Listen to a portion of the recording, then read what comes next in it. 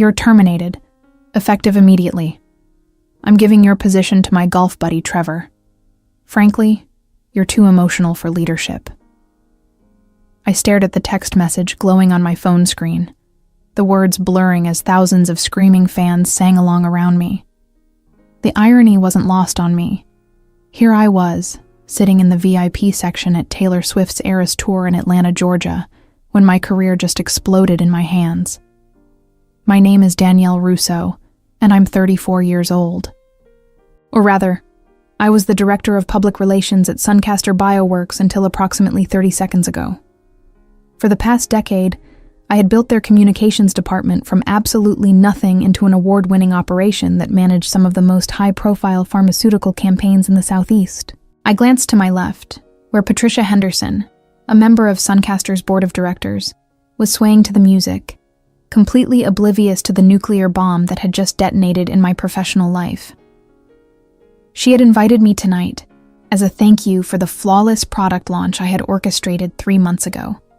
The one that brought in $42 million in pre-orders and landed us on the cover of 3 industry magazines.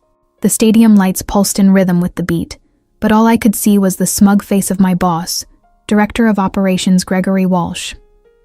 He had been gunning for me ever since I refused to approve his ridiculous proposal to sponsor his country club's golf tournament with company funds. Apparently, integrity made me difficult to work with. Patricia leaned over, her eyes sparkling with excitement. "Isn't this incredible? I can't believe you got us these seats." I forced a smile, my mind racing. "Actually, Patricia, I have something interesting to show you."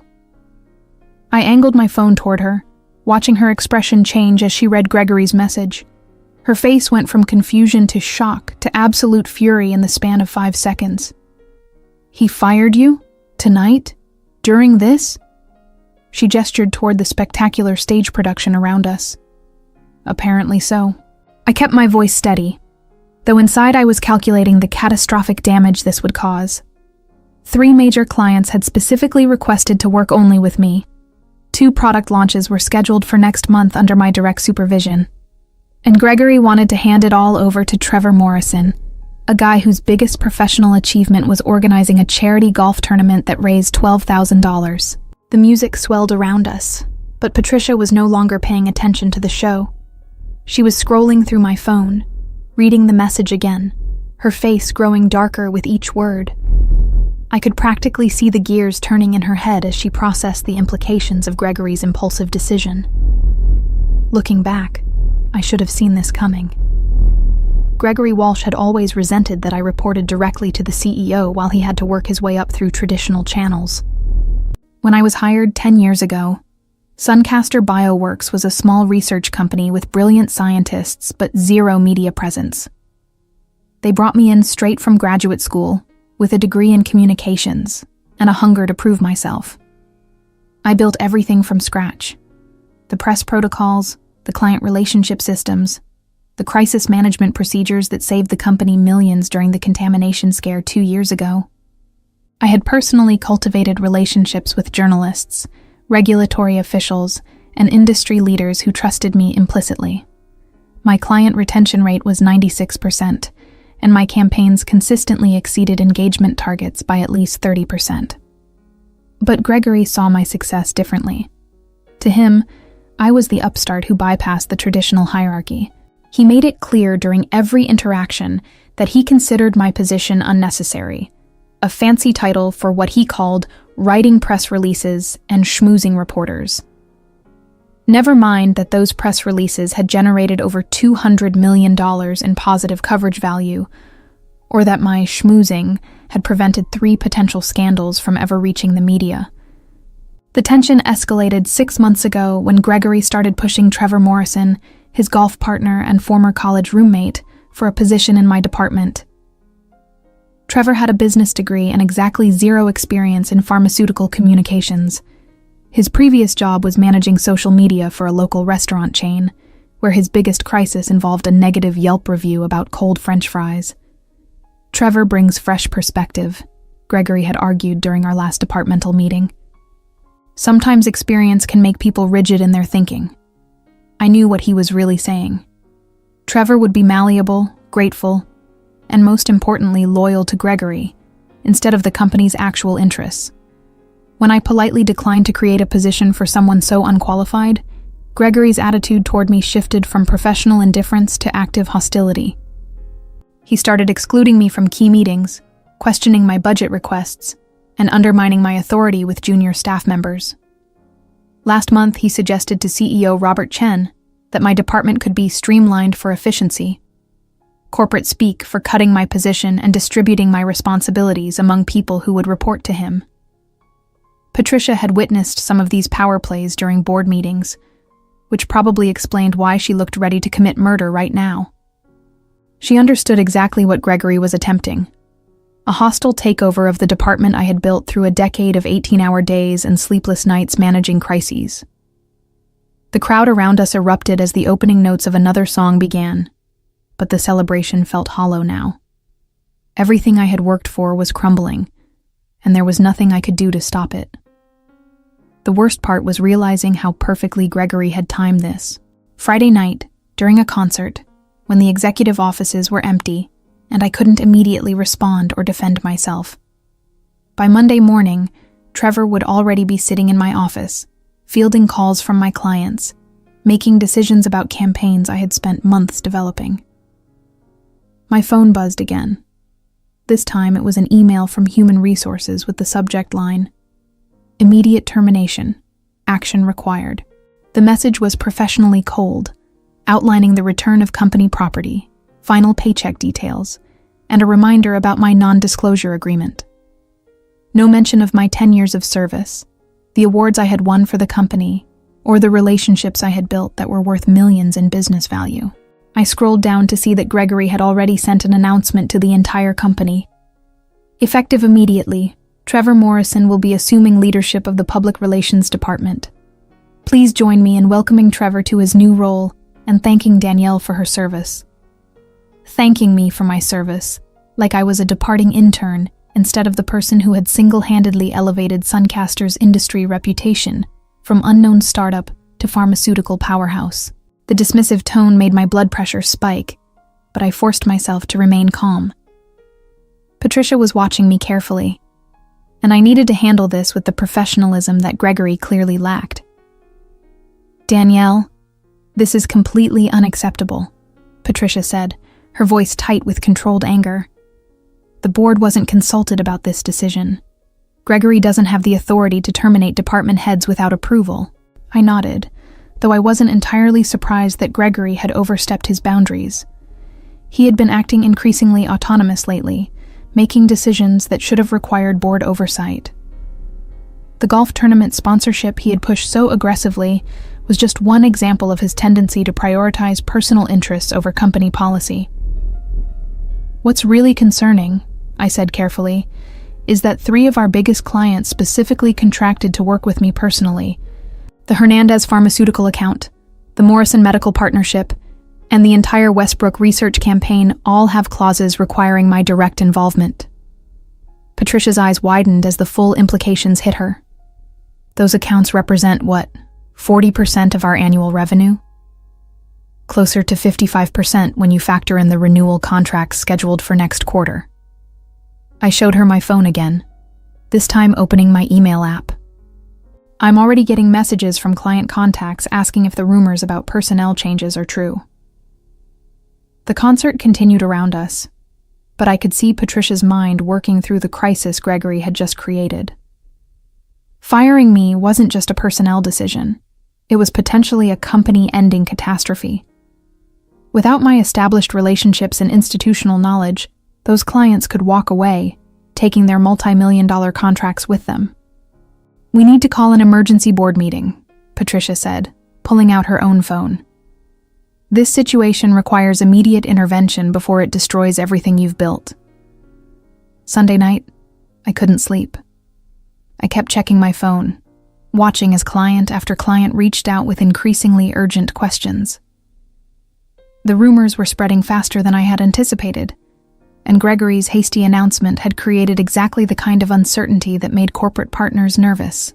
At 6 a.m., I received a call from Janet Hernandez, CEO of Hernandez Pharmaceuticals and my biggest client. Danielle, I need to know what's happening. My assistant says someone named Trevor Morrison called claiming to be taking over our account.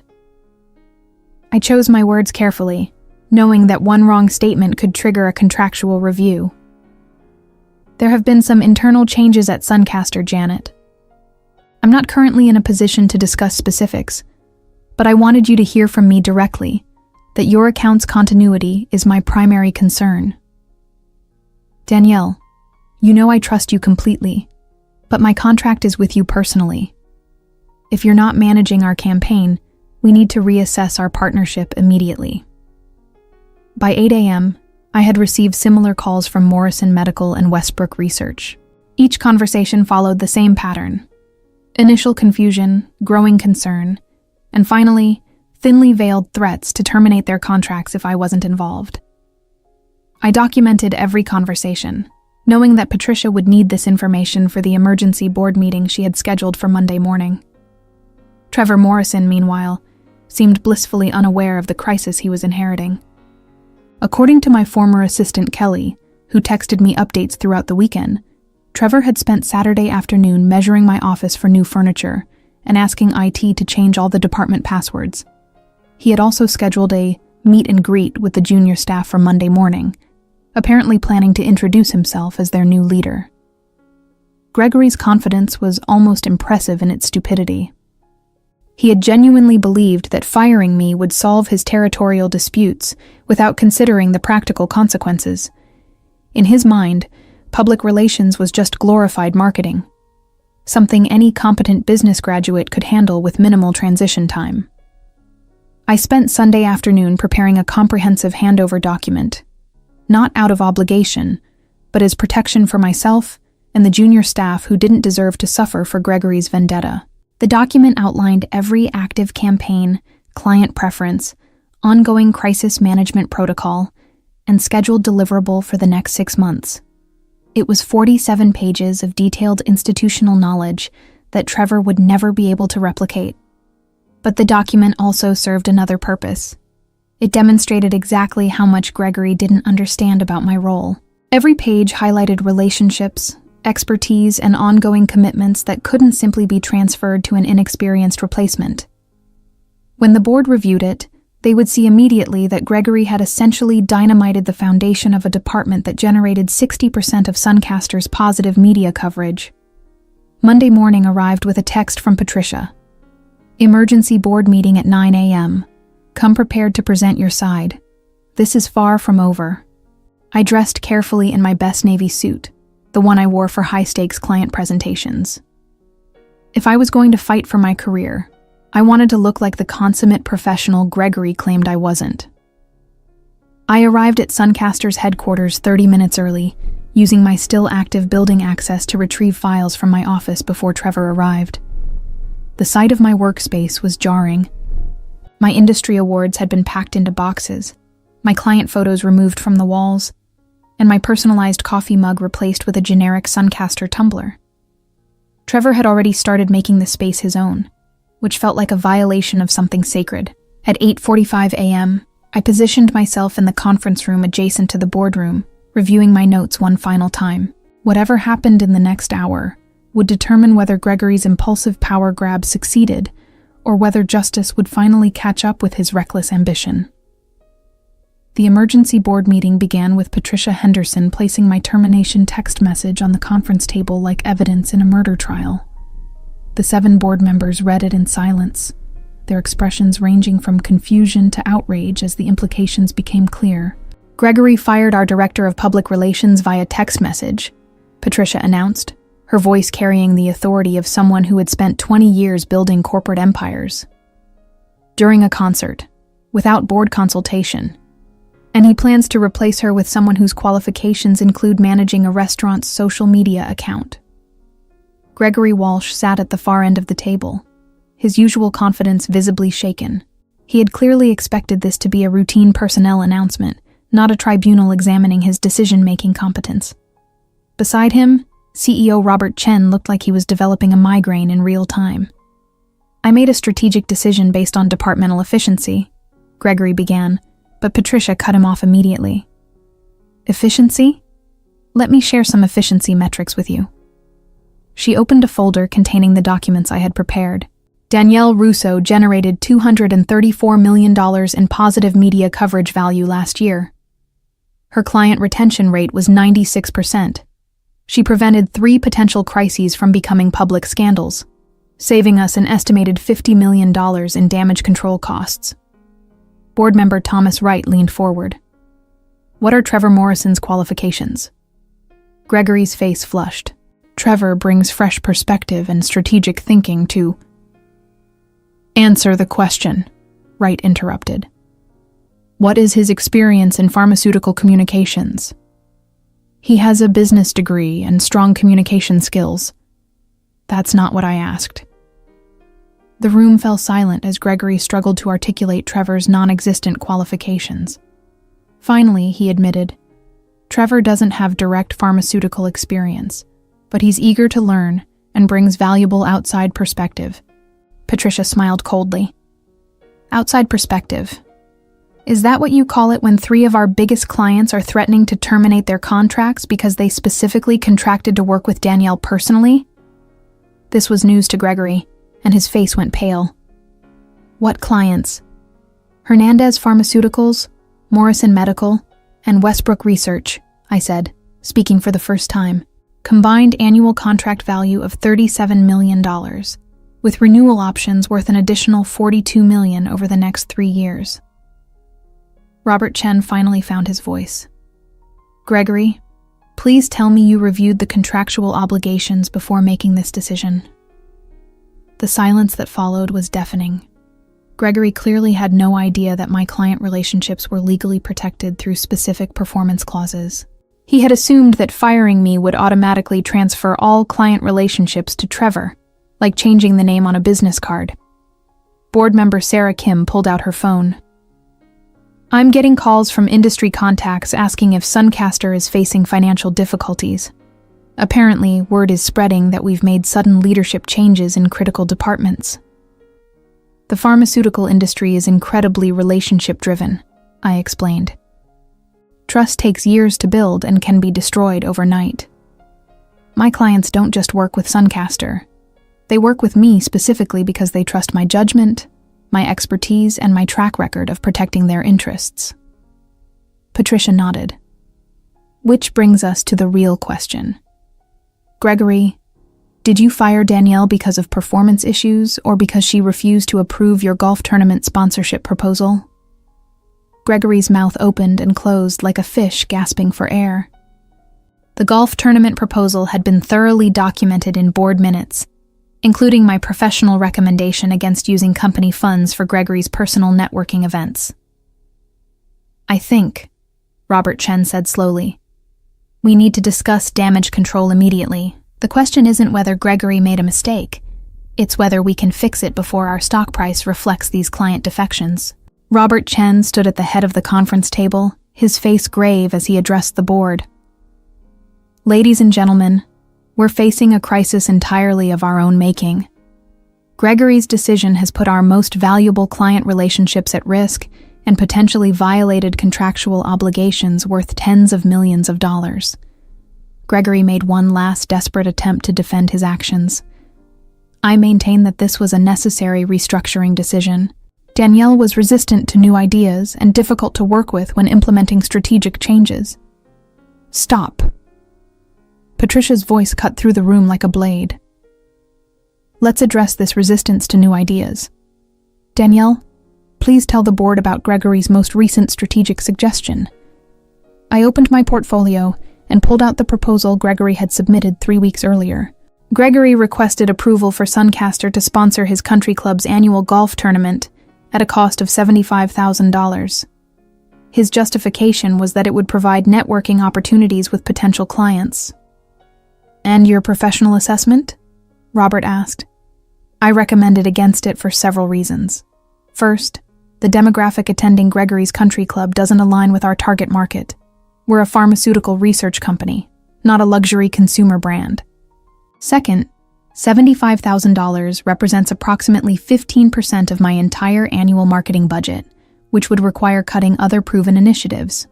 Third, the optics of spending that much on a golf tournament while we're asking employees to accept smaller raises due to budget constraints seemed problematic. Thomas Wright nodded approvingly. That sounds like exactly the kind of strategic thinking we pay her to provide. Gregory's face reddened. She consistently undermines management decisions and questions authority. She questioned spending company money on your personal hobby, Patricia interrupted. That's called doing her job. Sarah Kim looked up from her phone with alarming news. I'm getting reports that Hernandez Pharmaceuticals just issued a statement saying they're reviewing their partnership options with Sunkaster. Their stock price has already dropped 3% on speculation about their pipeline disruptions. The room erupted in urgent whispers as board members processed the immediate financial implications. Hernandez Pharmaceuticals represented Sunkaster's largest single account, and any disruption to their partnership would devastate quarterly earnings. Robert Chen slumped in his chair. How long do we have before this becomes a public relations nightmare? It already is, I said quietly. Industry publications monitor partnership announcements closely. By tomorrow morning, every pharmaceutical communications firm in the Southeast will know that Sunkaster made sudden leadership changes in their PR department. Our competitors will use this instability to approach our clients with retention offers. The gravity of the situation finally seemed to penetrate Gregory's delusions of competence. Maybe we can offer Trevor some additional training. Training? Wright laughed bitterly. Gregory, Danielle has 10 years of specialized expertise and established relationships that took decades to build. You can't create that with a weekend seminar. Patricia leaned forward. Here's what's going to happen. Gregory, you're going to personally call Trevor Morrison and explain that there's been a change in plans. Then you're going to draft a company-wide retraction of your premature announcement. But I already promised him the position. Then you'll explain that you made a promise you didn't have the authority to keep, Robert said firmly. This board has ultimate authority over department head appointments, and we're exercising that authority now. The room fell silent as the reality of Gregory's situation became clear. He had overplayed his hand spectacularly, turning what should have been a routine power struggle into a company-threatening crisis. Danielle, Patricia said, turning to me with a slight smile. I believe we have some offer negotiations to discuss. Tuesday morning, I walked back into Sunkaster Bioworks with a spring in my step and a significantly improved employment contract in my briefcase. The emergency board meeting had concluded with Gregory's immediate suspension pending review, Trevor Morrison's hasty dismissal before he could cause further damage, and my reinstatement with a 20% salary increase plus equity compensation. But my real victory wasn't financial. It was professional vindication. The first person I encountered was Kelly, my former assistant, who was practically bouncing with excitement. Danielle, everyone's been asking when you'd be back. Trevor lasted exactly 36 hours before he accidentally deleted the master client contact database. I couldn't help but smile. Accidentally.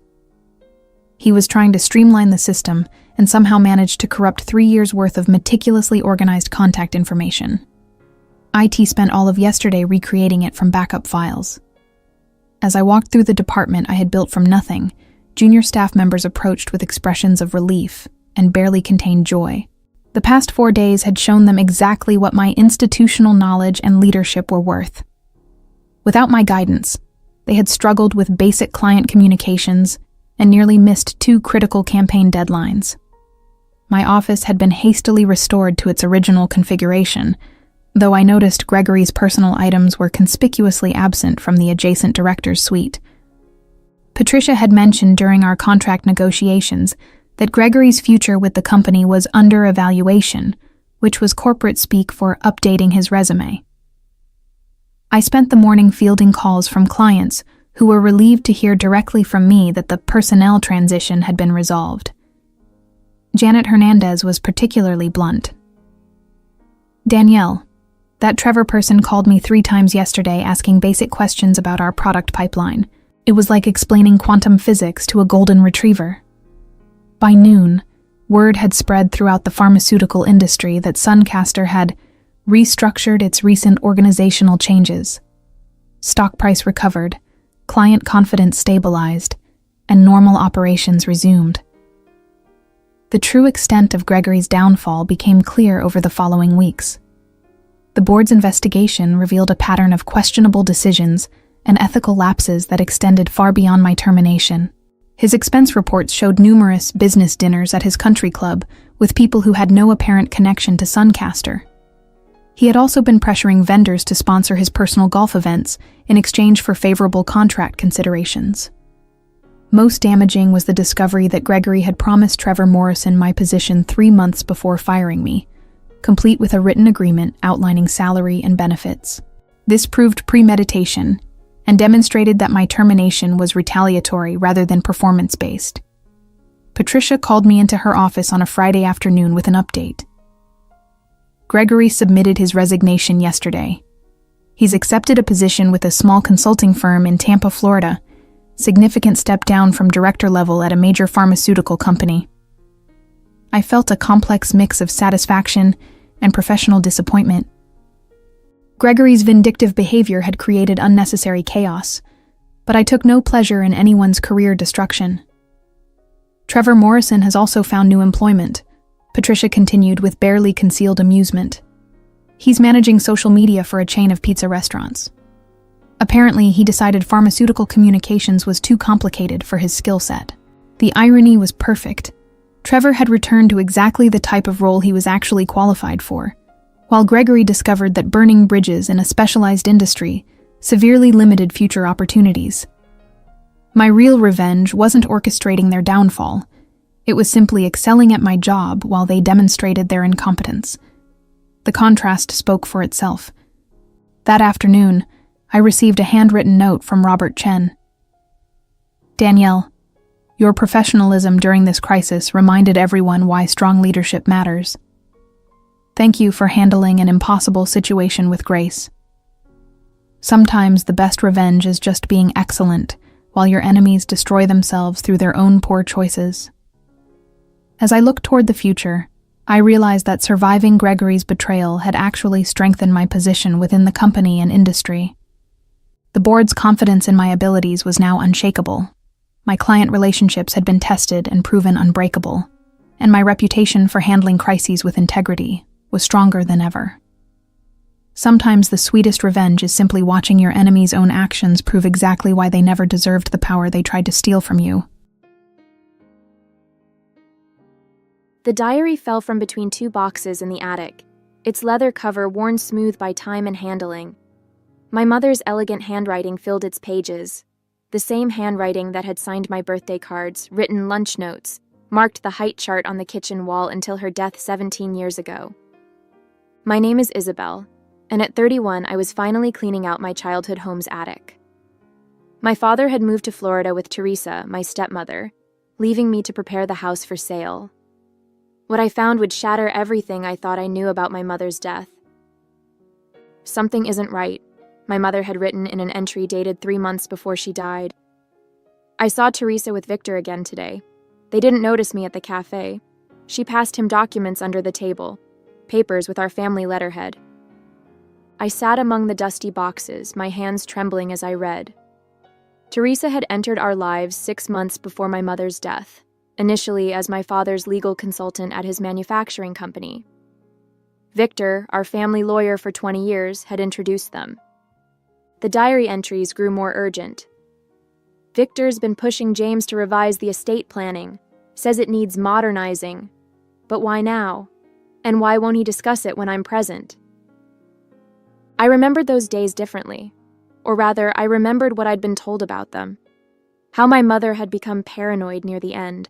How she'd imagined conspiracies due to the medication she was taking for her heart condition. Teresa's not who she seems, my mother had written. I've seen her true face when James isn't looking. The way she watches him, calculating. The way she's already measuring the house, suggesting updates that would erase every trace of me. A sharp creak from the attic stairs made me jump, but it was just the old house settling, not Teresa's perfectly manicured footsteps. She never came here anyway, claimed she was allergic to dust. The final entries were frantic, the elegant handwriting becoming jagged. Found proof today. Documents in Victor's office. He's been working with Teresa for months before he introduced her to James. They're planning something. Need to tell James, show him the evidence. Meeting Victor tomorrow to confront him. My mother died the next day. Heart failure, they said. Natural causes.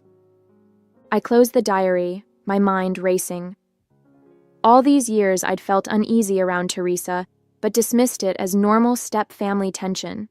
The way she'd gradually influenced my father, isolated him from old friends, suggested he transfer assets for tax purposes. My phone buzzed. A text from Teresa. Darling, how's the attic cleaning going? Don't bother with old papers. Just toss everything. I looked at the diary in my hands, then at my mother's final words. Must protect Isabel's inheritance. Must stop them before... I spent that night reading every entry, tracing my mother's growing suspicions through the months before her death. She'd documented everything.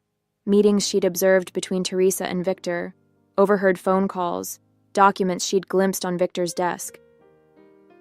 Teresa's background story doesn't add up, one entry read. Says she grew up in Seattle, but her knowledge of the area is vague. Claims to have graduated from Stanford Law, but when I mentioned professors I know there, she changed the subject. My mother had started investigating, quietly gathering evidence. She noted discrepancies in Teresa's work history, gaps in her background that no one else had bothered to question. Even then, Teresa had been playing the perfect professional, the sympathetic friend to my father, recently widowed from her own spouse. Found something disturbing today, my mother wrote 2 weeks before her death.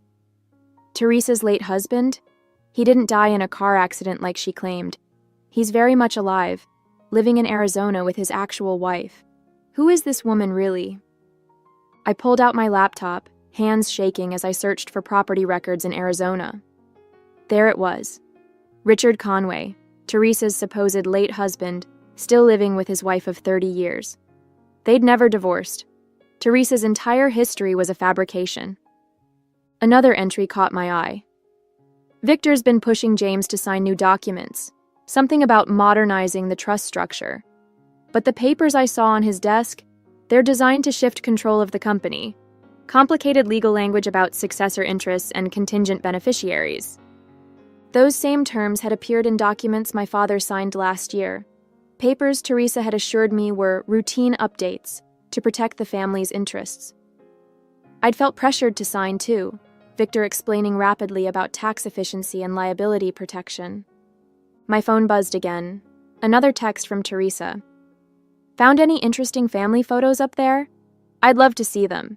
Maybe I'll come help you sort through everything tomorrow.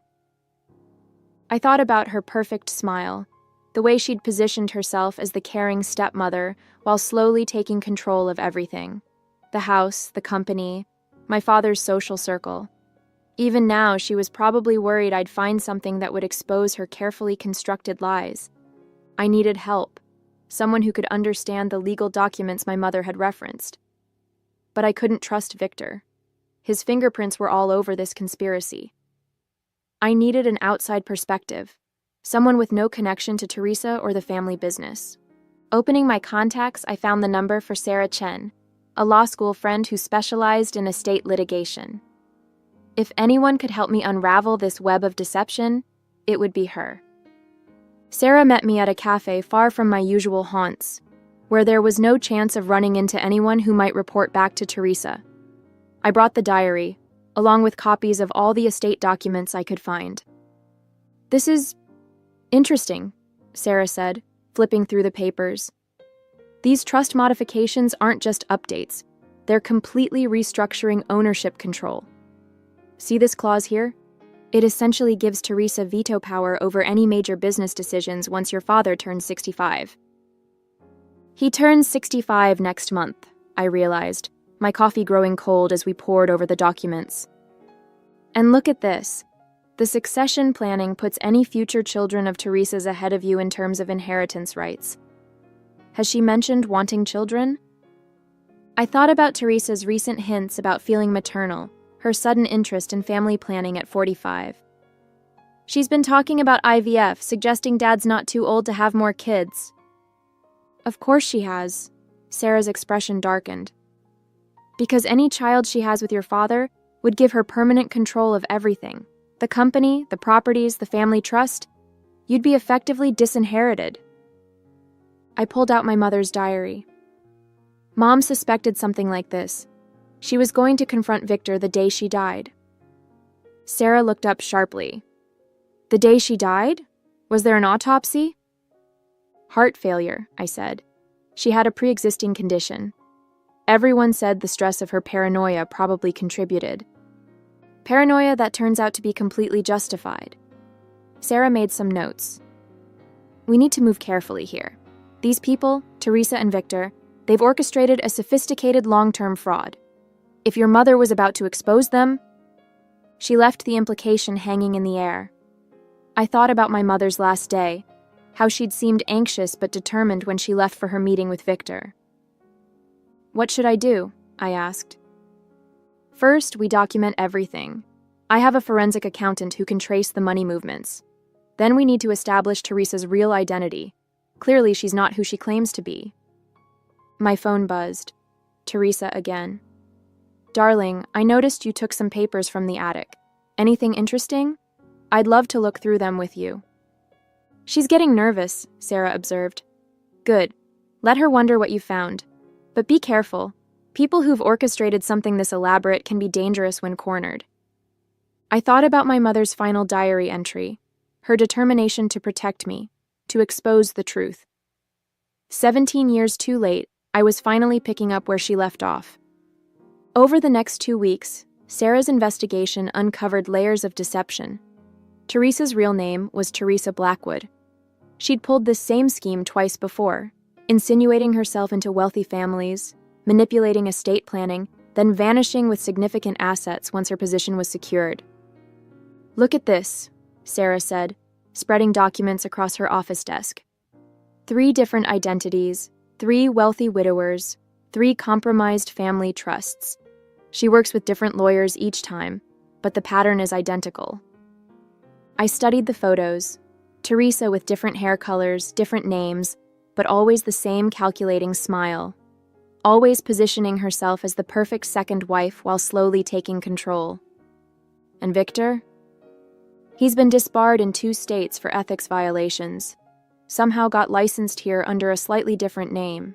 He specializes in finding vulnerable wealthy families, then introducing them to his clients, women like Teresa who know how to play the long game. My phone buzzed with Teresa's hourly check-ins. We should have lunch soon, darling. I'm worried about you spending so much time in that dusty attic. It's not healthy to dwell on the past. I showed Sarah the text.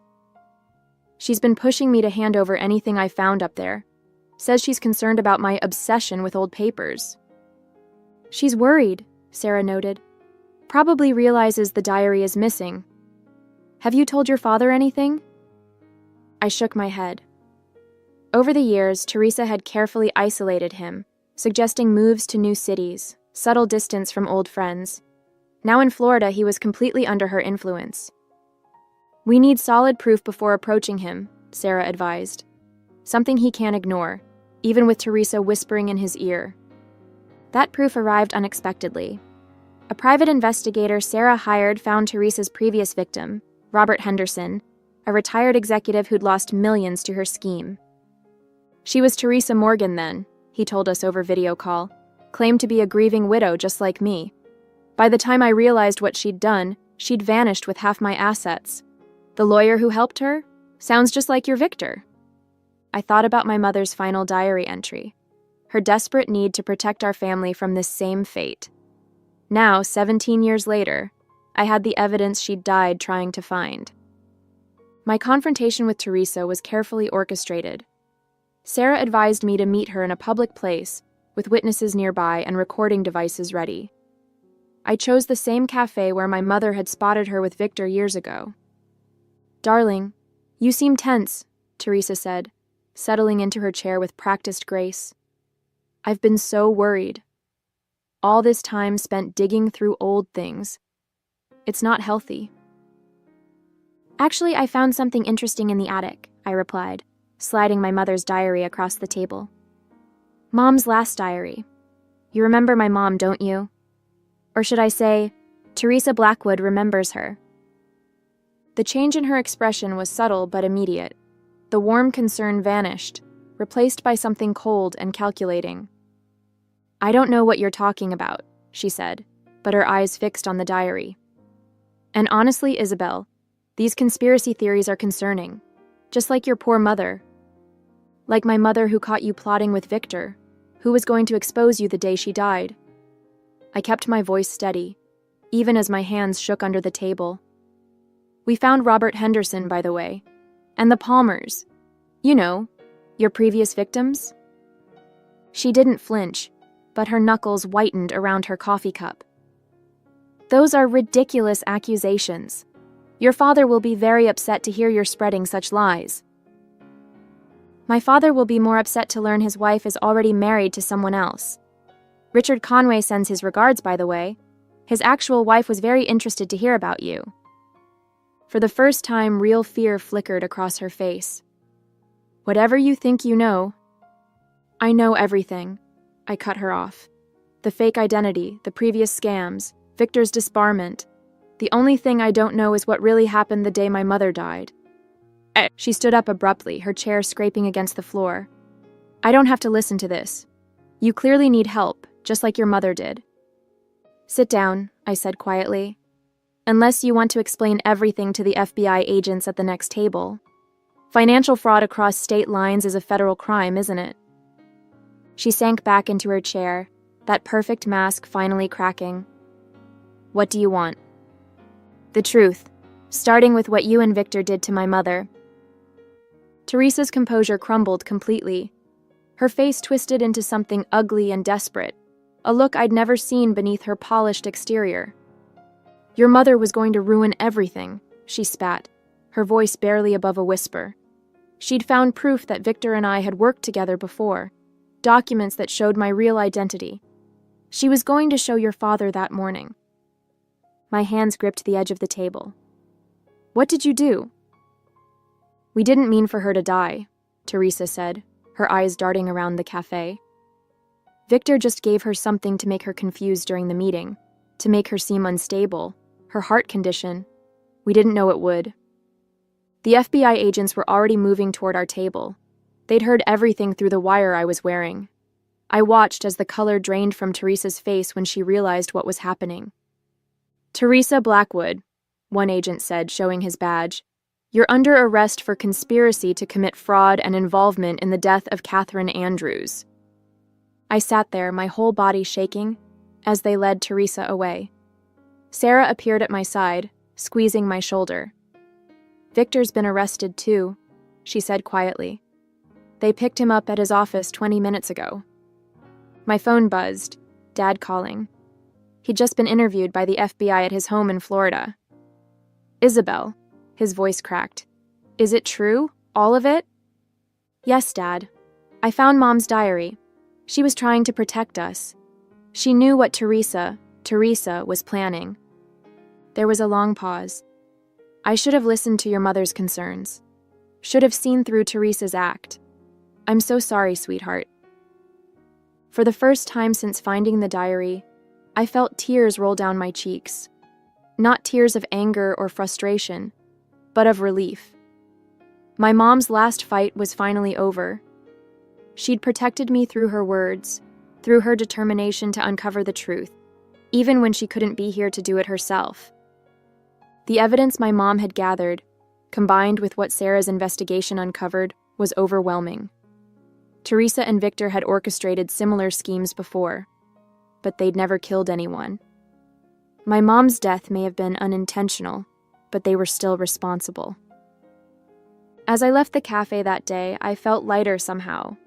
The weight of years of unanswered questions, of subtle manipulations and hidden truths, was finally lifting.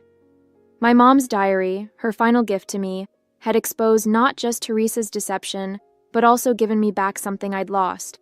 The truth about who my mother really was, and the fierce love that had driven her to protect her family until the very end. In the weeks that followed, everything changed. The house I'd been preparing to sell became a source of comfort rather than painful memories. I spent evenings in my mom's old reading nook, going through her diary again and again, this time not searching for clues but simply connecting with her voice, her thoughts, her love for us that shone through every page. My dad moved back from Florida, temporarily staying in a condo nearby while the legal mess got sorted out. The investigation revealed that Teresa had already started transferring small amounts of money to hidden accounts. She'd been preparing her exit strategy, just like with her previous victims. If it hadn't been for my mom's diary, we might have lost everything.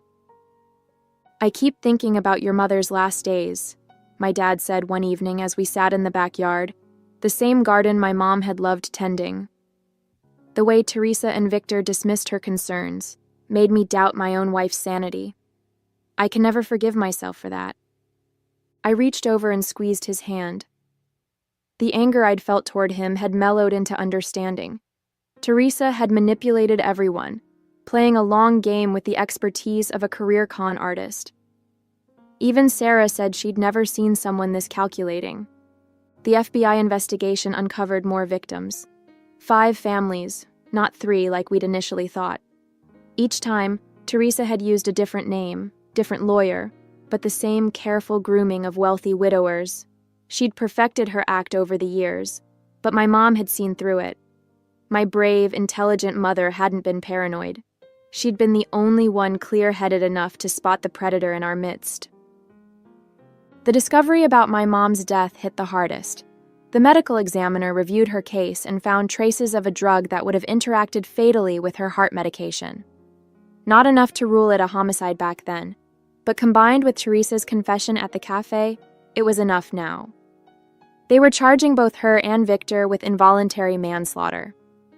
I found myself spending more time at the office, diving back into my architectural work with renewed energy. My colleagues noticed the change in me. "You seem different," my assistant mentioned one day, "more confident somehow." She was right. Unraveling Teresa's deception had awakened something in me, a strength I inherited from my mom but had never fully embraced.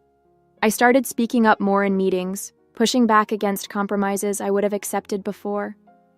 The way my mom refused to back down when she knew something was wrong, that was part of me too. The estate lawyer helped us untangle the mess of documents Teresa and Victor had created. Most of their changes weren't even legal. They'd counted on no one examining the papers too closely. My dad insisted on putting everything in my name now. "It's what your mother wanted," he said, "to protect your inheritance." But it wasn't about the money. It was about justice, not just for us, but for every family Teresa had targeted. Each new revelation in the case brought another layer of vindication for my mom. The paranoid woman had been right all along, and now everyone knew it. I kept the diary on my bedside table, no longer hidden away in a dusty attic. Sometimes, late at night, I'd open it and read random entries from happier days, when my mom wrote about her hopes for my future, her love for our family. "Must protect Isabel's inheritance," she'd written at the end, and she had.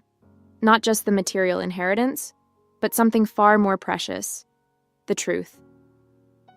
Sarah helped me prepare for the court proceedings. Teresa and Victor both took plea deals. They knew their scheme had finally unraveled completely. The day of their sentencing, I decided to make a victim impact statement. I needed them to hear what they'd stolen from me, from all of us. Standing at the podium in that courtroom, I looked directly at Teresa, her designer outfits replaced by prison beige. "You didn't just try to steal our family's assets," I said, my voice steady. "You stole 17 years of truth from me. Years I spent doubting my mother's judgment, believing she'd lost touch with reality in her final days. But she was the only one who saw you clearly." Victor couldn't even meet my eyes, staring down at his hands. His legal career was over. The bar associations in all 3 states were revoking his licenses permanently. The other families came forward too, each one sharing a similar story of manipulation and betrayal. Robert Henderson hugged me after the sentencing. "Your mother," he said. "She did what none of us could. She left behind the evidence that finally stopped them. My dad started seeing a therapist to process everything. I need to understand how I let myself be so thoroughly deceived, he told me. How I could doubt your mother like that. Slowly, he began reconnecting with old friends, rebuilding the social circle Teresa had systematically dismantled. The company needed attention too. Years of Teresa's influence had left their mark on the business. I took a leave of absence from my architectural firm to help my dad restructure things. It felt right, stepping into this role. Not because anyone pressured me, but because I chose it. My mom would have liked that. One afternoon, I found myself in her old office at the house, the one Teresa had quickly converted into her meditation room after moving in. I stripped away the bland beige paint Teresa had used to cover my mom's vibrant blue walls. Under the windowsill, I found a small heart my mom had carved, with our initials inside. She'd shown it to me once, her secret rebellion against the perfect showroom house Teresa wanted. I'm thinking of keeping the house, I told my dad over dinner. Not selling it after all. He smiled. Your mother would love that. She always said this place had a soul. I nodded. I keep finding little pieces of her everywhere. Things Teresa tried to erase but couldn't quite manage. The upcoming trial for my mom's death would be harder, but I was ready for it. The prosecutors were confident about the involuntary manslaughter charges. Teresa's confession at the cafe, combined with the new medical evidence, painted a clear picture of their desperate attempt to silence my mom. You're so much like her, my dad said one evening, looking at an old photo of my mom in her garden. She never backed down when she knew she was right, even when everyone else thought she was wrong. I touched the photo gently. She never got to see them face justice. No, my dad agreed, but she made sure you would. Everything she wrote down, every piece of evidence she gathered, she did that for you. I thought about my mom's final diary entry, cut short by her confrontation with Victor. She didn't get to finish her last message, but she'd said enough. She'd given me the weapons I needed to fight back, to expose the truth, to reclaim our family's story. They say time heals all wounds, but I think the truth heals them better. It's been 6 months since Teresa's sentencing, and I'm finally feeling like myself again, or maybe a stronger version of myself. The nightmares about my mom's last day have stopped. Instead, I dream about her in her garden, smiling, proud of what I've become. The company is thriving now that we've cleared out all of Teresa's toxic influences. I split my time between running the financial side of things and my architectural work. My dad's retired for real this time, but he still drops by to mentor some of our younger employees. The light is back in his eyes, something I hadn't even realized was missing during the Teresa years. Sarah and I started a foundation in my mom's name, helping families affected by estate fraud.